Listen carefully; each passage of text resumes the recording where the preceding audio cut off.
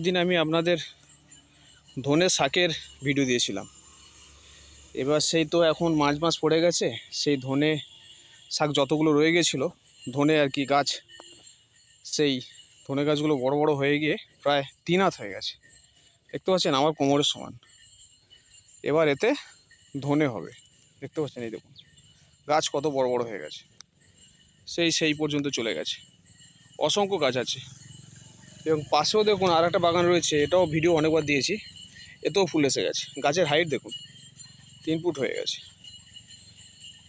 এইটুকু বলার, ধনে গাছ শুধু ওই ধনে শীতকালীন সবজি হিসাবেও নয়, ধনেটা যেমন রান্নার মশলা হিসেবে কাজে লাগে, ব্যালেন্সে ধনে গাছটা যেটা শীতকালে ইউজ হওয়ার পরে ব্যালেন্স যে ধনে গাছটা পড়ে আছে সেটাতে এবার ধনে ফলন দেবে।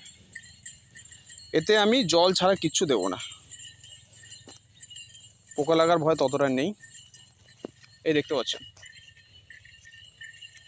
অসংখ্য হয়ে গেছে।